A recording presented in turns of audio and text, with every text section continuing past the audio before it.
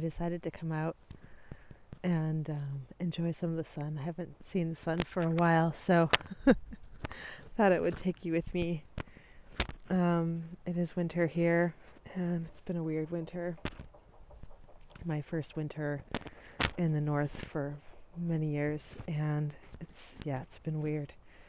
Anyway, welcome to this series that I am doing kind of, I guess, a vlog style.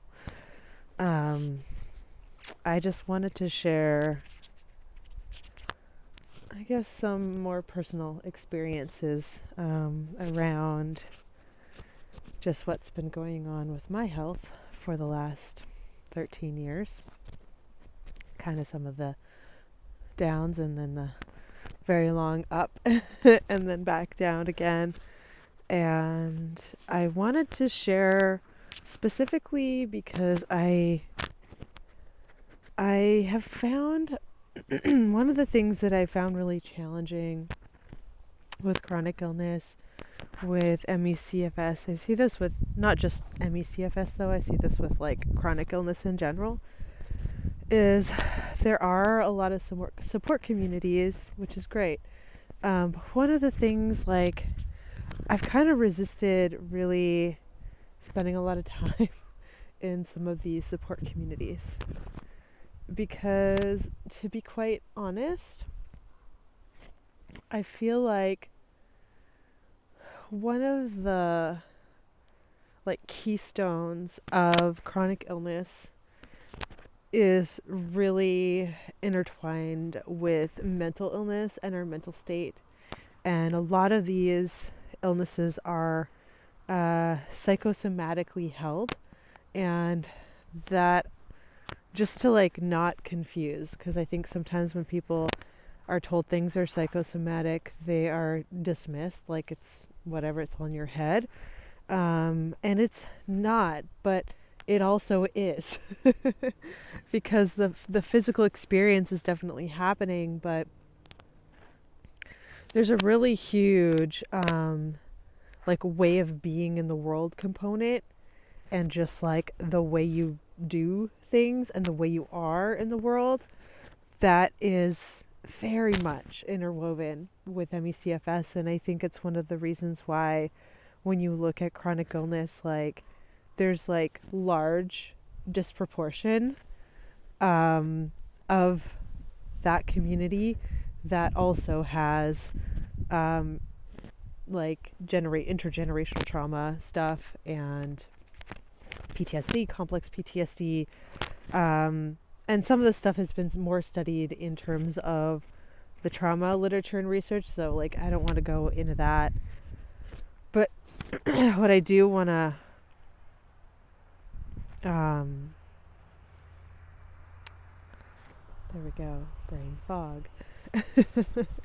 What I do want to anchor into is one of the things that I come back to often in my own journey is the times in my life where I've been really anchored in health have also been times where I have kind of been out of my element, and so that's allowed me to kind of be and exist in the world that is more, I guess, authentic, even though I kind of hate that word. It's more frictionless with what my kind of ancestral patterning has, I guess, conditioned me to take on. And I noticed for myself as well, it was actually kind of funny because I remembered in September having an appointment. Oh, hi. Oh, that's so funny. Interlude with dogs. Where were we? Interlude with the neighbor's dog. So sweet. Where was I? I was talking about mental health. Oh my goodness. Our mental state. Anyway, I have been kind of on this sort of balance edge of, you know, accepting reality, which is a bit morose at times. And then also trying to expand outside of just this particular experience mentally. One of the things that I was talking about was this idea that I think sometimes that the communities, the MECFS communities, are actually more harmful than good. There's a lot of like need for the sharing of our grief, which I get. And when that's all you're in, it's like it can really spiral you into really toxic, repetitive mental spirals, which is the opposite of what we actually need to actually recover. And so lately I've just been contemplating this like very real balance of like, I had to cough, been contemplating this balance of, you know, really feeling the full experience. Like I don't think that, you know, I think people call it toxic positivity, but it's true. Like just pretending like everything's fine and pushing is if you have chronic illness, you know that's only going to take you very far until you have an uber major crash. Because guess what? Pushing is usually what kind of got us here to begin with. So there's that reality, right? So I think sometimes we can feel like we are at the end of the rope. And what the fuck do we do? Which can send us further into the spirals of depression and anxiety, which, I mean, let's be real. I mean, I remember having having to fill out this like psych assessment form in this appointment that I had with a doctor. I don't actually have a medical doctor anymore. And it was so frustrating because, you know, it was like meant to assess whether I am depressed or have anxiety disorder. And I'm like, if you're fucking mentally, sorry, if you have MECFS, if you have chronic illness and you are not depressed and anxious, like, who are you? Because, I mean, like, the very nature of this experience of having chronic illness would make any healthy person depressed and anxious. Like, it's going to affect your fucking mental health. It is so hard mentally, you know. It's very difficult to keep ourselves mentally afloat. It can feel very hopeless. It can feel very frustrating. And then on top of it, you have the medical community, for the most part, is not validating your experience. And so there's this desperation for validation. One of the things I had mentioned in the last little vlog video was kind of this experience that I had the first time I got sick, and how frustrated I was at my doctor and that whole experience. And it was like both angering, but at the same time I realize now that it was also like liberating in a way, because there was like this clear moment for me where I realized that like no one was gonna save me. Like like no one was gonna save me. Like no amount of like fixing was going to fix this, and no amount of doctors and tests and all this shit was going to actually do anything. And I had to figure out how to save myself. And it was both like demoralizing and disappointing, but like also strangely clarifying and empowering, because I realized that, like, even though there's all these like outside circumstances that have like laid the groundwork for that are outside of my control, right? And yes, I have a right to blame all of them, but again, they're not in my realm of control. And so the empowering part about this was the fact that, like, I do have some control, an agency, and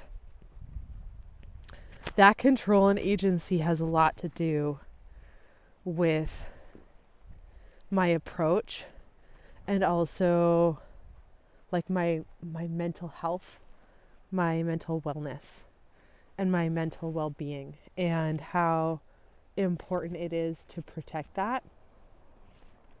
Not just protect that, but also kind of like expand my experience around it, you know? Like, one of the things I realize and I notice over and over again, I see this in a lot of mental illness, but particularly ones that are interwoven with like PTSD and complex PTSD. I think that there is a lot of parallels with PTSD and chronic illness.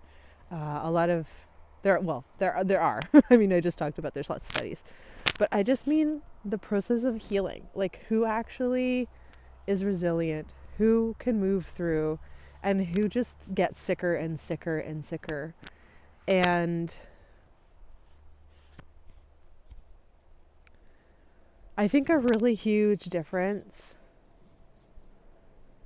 is like expanding our capacity to be okay when things are not okay, and also like expanding our like neural pathways. I actually think about diversity a lot, about nature, and how usually in nature sick systems are systems of like monoculture. You know, it's one of the reasons why like factory farming is so bad, right? Like, it's one of the reasons why all the shit that we do on the planet that's bad is so bad, because it's monocrop, it's monoculture. We've basically destroyed the biodiversity. And I feel like chronic illness in a way is a little bit of almost like a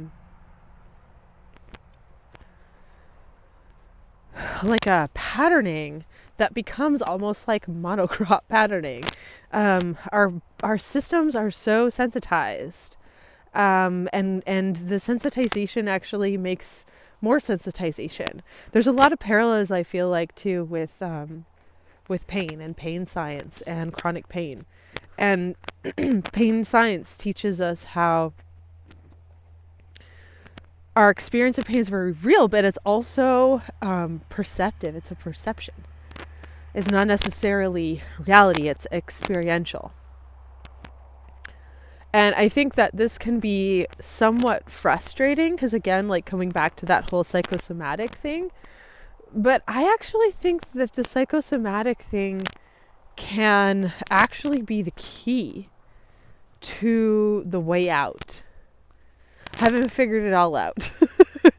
But my gut feeling, and based on my past experience, I really do feel like that are expanding our capacity for perception, maybe mentally, seeing things in being able to see and experience the world with more complexity, will actually start to support all of the illness that's also happening too, right? Like, I'm not suggesting by any means that we need to pretend like we're not sick, because I think that's often when we think about like positive mental health and positive thought patterns and like, people talk about reprogramming. I'm not so sure that that's very helpful. I actually think that the whole positivity above else is actually really toxic. I actually think it's really unhelpful because it's like rejecting your experience, which obviously like your body is saying something for a reason. So like, let's not reject what the screaming is all about, because there's a reason why people want to go on these forums and like spill everything and unload, because it's like they've been carrying it all this time and they just want to witness. Like, we just want to be witnessed. We just want to have a voice. We want to be heard and validated, right? This is the thing with trauma too. It's like we just want to be believed. And in that, at the same time, I think it's so important to have space to be believed and that our experience is real, and also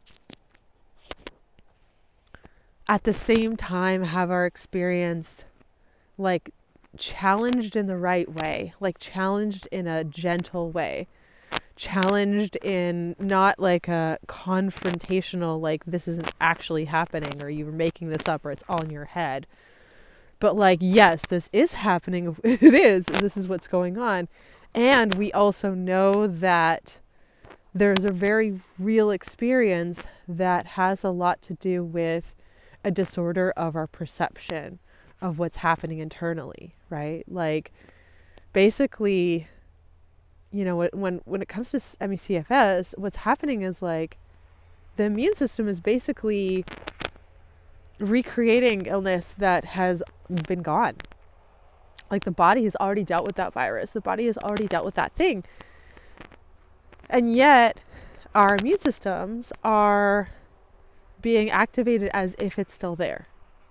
And so this becomes almost like an immunological memory disorder rather than actually an immunological disorder. It's like in the same way that with pain, with chronic pain, just Cole's notes short, is basically what's happening is the tissues have actually healed, but the nervous system has remembered the patterning of the pain, and it just keeps on repeating the patterning over and over and over again, sending an alarm system to the body saying we're in pain, and the body responding by being, what happens when we're normally in pain. But what happens is that this doesn't stop, and of course it becomes disorder, and that's why it's not fixed by opioids, because it's like not a physical thing anymore. It's actually a perceptual, experiential thing. And I believe that this is what's happening, at least in my experience, with my immune system, because I've had experiences, for example, where I've been triggered by things that either weren't even in the environment or have been in the environment at such low quantities that I shouldn't have been triggered.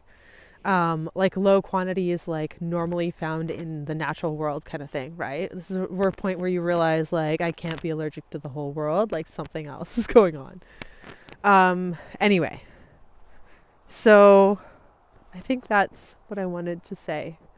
I wanted to talk about the mental experience in a real way.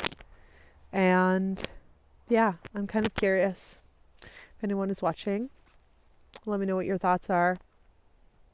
Again, this is not coming from, disclaimer, like, I'm not giving advice or medical advice. I just want to share my own experience, and hopefully it can be helpful. All right. Ciao, loves.